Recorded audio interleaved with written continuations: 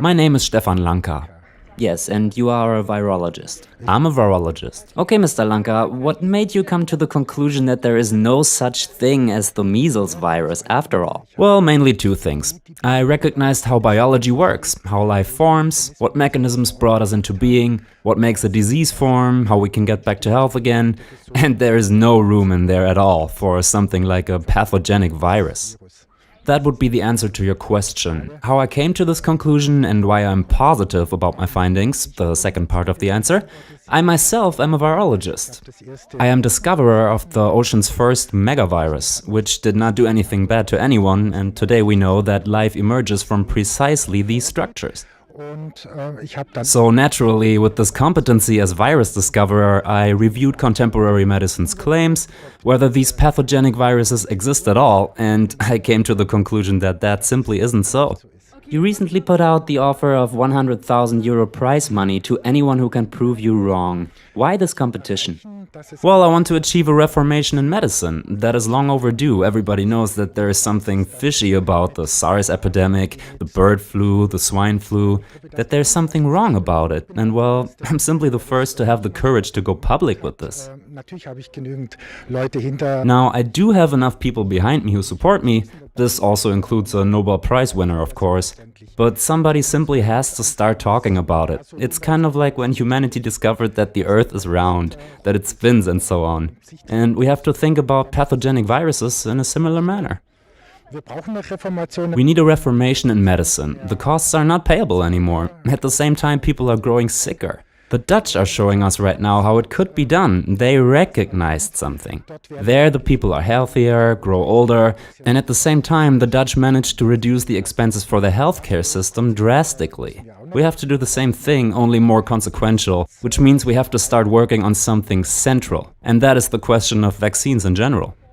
We were talking about this earlier. If there's no such thing as the measles virus, how do you explain the symptoms that are normally cited in reference to the measles?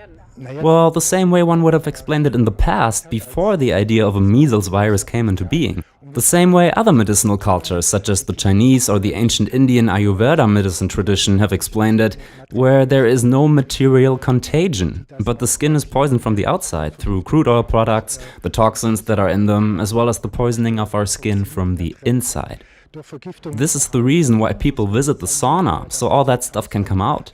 If the kidneys cannot get rid of these toxins, if the urine is white and substances like urea, uric acid and creatinine stay inside the body, all that stuff will work itself to the outside through your skin. The skin nurtures us, the skin detoxifies us. And once that mechanism is compromised, we will get the inflammation of our skin, which is then usually referenced as measles. There's also a third thing that I have reviewed and determined to be scientifically exact and correct, and that is that psychosomatic effects can come into play when one is separated through violence from something or somebody. In that case, we literally get thin skin, which one can also feel, and when the trauma has been processed, the skin will repair itself again. And this process is precisely the one we usually call measles. So how do you explain the danger of contagion? Well, I think that's pretty clear. The question of contagion, if I drink the same water, if I eat the same toxins, if I rub the same toxins onto my skin, if the same toxins are working their way out of my body, I will show the same symptoms at the same time or shortly thereafter. Also a fact that is very well known, why do measles in school generally pop up in merely one classroom at a time? If you look at it, you will find that in most cases, a deeply loved teacher has just left the class in question, a teacher that might have been some kind of substitute for the kids' mothers, and they had a really strong bond to her. And then the strong contact suddenly breaks off. Well, once a new teacher comes in, she forms a new bond with the kids and they trust her, the skin will repair itself and we will see the measles emerge. Well, there's one young physician from Hamburg who purports that he has proven the existence of the measles virus after all, and is now demanding you pay him the €100,000 prize. Why do you not recognize his proof as such? What is the problem there? Well, the term evidence is defined in Germany and only in Germany. This is the reason I opened this contest under German law, because nowhere else in the world is science defined, neither is scientific fraud part of the usual statutes of criminal law, and this is basically the reason they can say and do whatever they want. I just want to remind you of the sad case of Mr. Herman, which anybody can research for himself, who has outright fabricated nearly all of his publications pertaining to high-dosage chemotherapy in women with breast cancer. Yet this man enjoys a high reputation today, but nothing really happens. However, out of the tradition of legal positivism in Germany, beginning with Immanuel Kant and so forth, legal positivists have quietly created a law that is part of public health, specifically the German infection protection law. So when these questions are decided, our laws, our constitution, the basic law for the Federal Republic of Germany, and specifically the infection protection law apply. The competition is adhering to the exact requirements of the infection protection law, and I have informed Mr. Badens of this in writing as well when he claimed to have contrary evidence. Unfortunately, he suppresses this information in public, and once the civil law process is over, we will ask a court to determine legally what exactly this Mr. Badens has done here.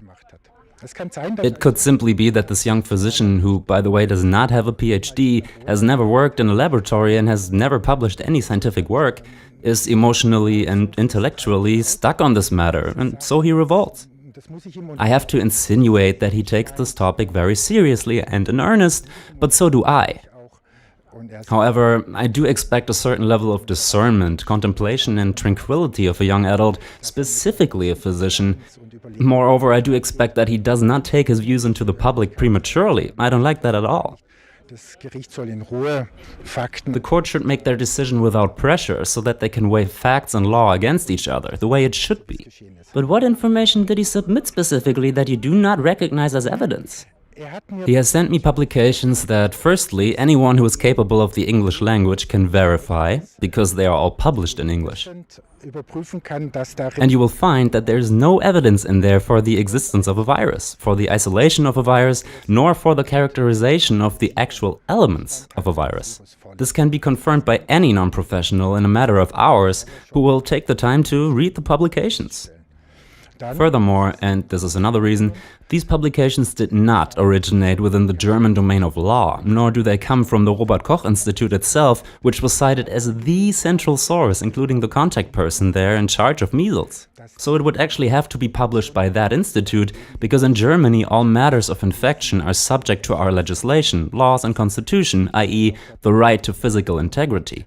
And I have told the gentleman the same, but it's being ignored, and it will also be ignored in public until tomorrow at about 1 p.m. Then the world will look very different again. So what do you expect to happen tomorrow in court? Are you really sure you won't have to pay the 100,000 euro to this man? Well, of course. I want to achieve a reformation in medicine.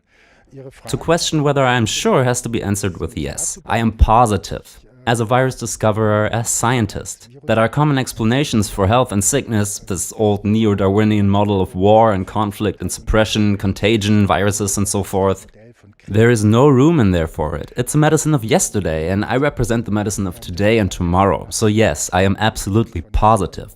Ich vertrete die Medizin von heute und von morgen, und da bin ich mir eben ganz sicher. Okay, sind Sie denn dann eigentlich... Okay, so you are not against the designation measles, you are against the claim that it is caused through a virus. Exactly. Because the sickness that emerges seems to be really real, obviously. Yes, your question about the pathology of measles, about the designation, is very correct. It is one of the diseases that has been very accurately defined in a medical sense, very exact. It's a maculopapular inflammation. However, viruses are always cited as the exclusive single cause of it. But scientifically speaking, that was not true in the past, nor today. By now it has also been positively refuted, because the models that we have today, there is no room in there for war and attack. All of that stems from historically antiquated thinking, and there is no such thing in reality. But your question was correct in helping to clarify what measles are. Thank you very much. Yes, of course measles exist as a sickness, and if it affects the whole body, it can become too much for the organism, so that one is obligated to be treated. All of that is correct. Thank you again for this clarification, because sometimes people claim that I would deny the symptoms or even the very existence of the disease. Okay, you're not doing that. I'm not doing that. You understood me very correctly. Right. So treating measles with antibiotics is not really your issue then? Or is it? How do you think measles should be treated? Well, no, measles should generally not be treated with antibiotics, only many physicians do not know that and do it anyway. Officially, it is a viral disease. But those physicians who did not pay any attention, or older physicians, will simply treat it with antibiotics, which is even wrong according to our contemporary school medicine model and does not make any sense. And how should it be treated? Well, you have to look for the causes. The question cannot be answered in general. Any human will have individual causes. Is it a poisoning from the outside, from the inside? In what condition are the kidneys? This is always the most important thing to look for, just like within Chinese medicine.